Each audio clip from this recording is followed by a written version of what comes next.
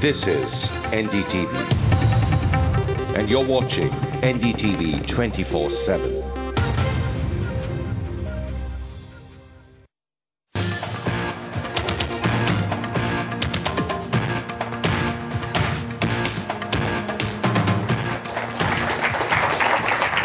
Hello and welcome to the big fight. What difference just a few months make? Do you still remember those moments which we will be playing for you? India winning the World Cup. Was it just a few weeks ago, a few months ago?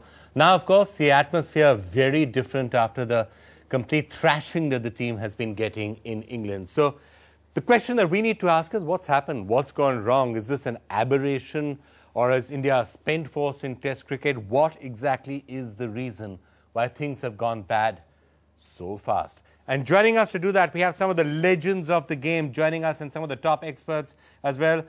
Michael Holding joining us. He's there in England. Michael Holding with us, as is Sunil Gavaskar, both of them joining us from England. Thank you both so much for being with us.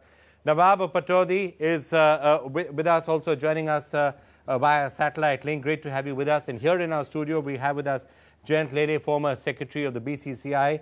Akash Chopra, who's played for India, of course, in the past, Mr. G. Rajaraman, senior sports writer, and Atul Vasan, who's also played for India. Thank you all so much for being with us. Michael Holding, why don't I start with you? What's it looking like to you right now? Is this looking to you like a battle for the #1 position where the #1 test side in the team is taking on a challenger for that position? No, not at all. I wouldn't think that these two teams are anywhere close to being #1 and challenging. One team certainly looks like a very good team. One team seems very well prepared. One team looks as if they are really motivated. And the other team, to be honest, looks like a club team that has just been asked to turn up. I'm not too sure why that is the situation, but that is what I'm seeing out there. Okay, those are really harsh words there for Michael, from Michael Holding. Mr. Patodi, would you agree with that? One team is looking like a club side that has just been asked to turn up. I think that I can't disagree with Michael, but I mean, there are several reasons for this, if you want to go into them now or later. But he's absolutely right. They're looking dispirited, they're not looking interested, and they're sort of giving up really without a fight. Mr. Gavaskar, what do you think are the reasons behind India's poor performance in the test so far?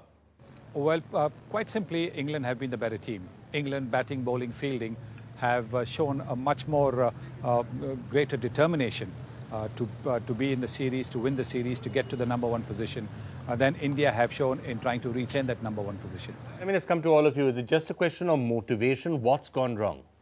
Well, it may sound cliche that if you fail to prepare, then be prepared to fail. I think that's been the case with this Indian team. I don't think that Indian test team is actually a spent force.